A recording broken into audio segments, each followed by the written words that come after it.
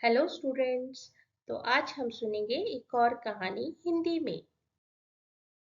तो आज की कहानी का नाम है हरा फुआरा और हरित परी।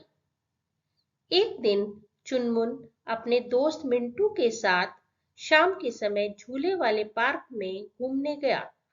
वहां तरह तरह के फूल थे, हरियाली थी, पर उसे सबसे अच्छा लगा पार्क के बीचों बीच बना संगमरमर का गोल फुआरा।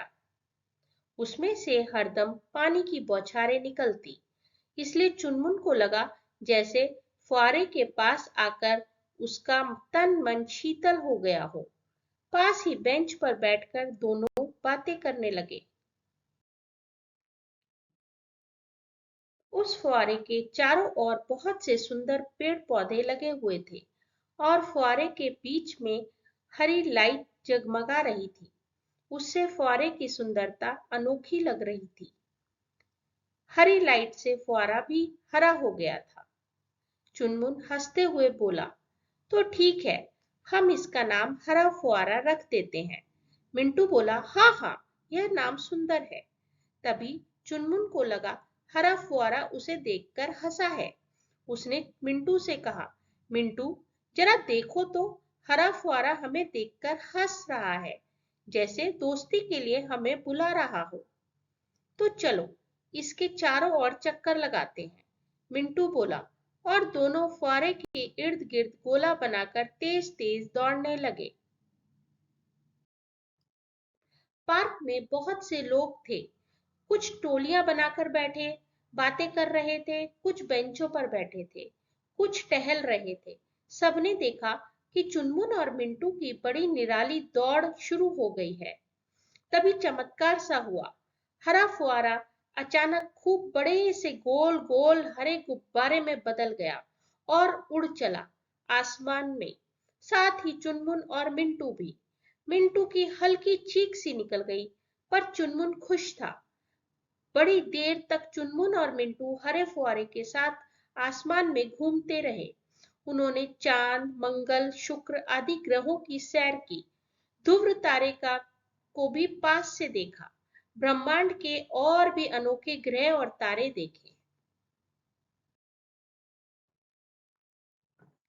हरा फुआरा सचमुच कमाल का था। वह मजे से हंसता और खूब बातें करता था। चुनमुन और मिंटू को दूर दूर की सैर कराता हुआ वह मजेदार किस्से सुनाकर हंसाता भी जा रहा था। कुछ देर बाद मिंटू को घर की याद आई।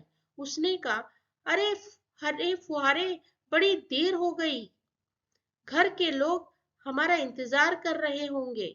चुनमुन को भी याद आया, अरे बाप रे, इतनी देर हो गई, मम्मी पापा ने डांट दिया तो। वह हरे फुहारे से बोला, जल्दी उतारो प्यारे फुहारे, जमीन पर जल्दी, हमें घूमते घूमते पूरे 2 घंटे हो गए हैं।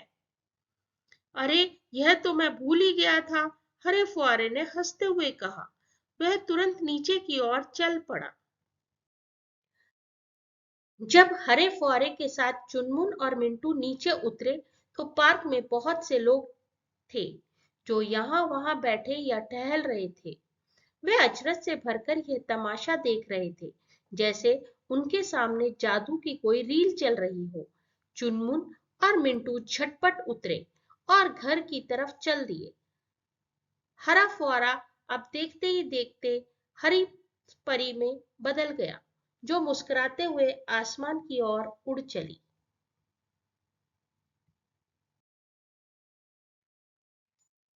लोग आंखें मलकर देख रहे थे और सोच रहे थे, क्या सचमुच हरा फुआरा आसमान में उड़कर गया था और नीचे आया था? और क्या अभी अभी उन्होंने सचमुच हरित परी को आसमान में उड़ते देखा था, या यह सपना था?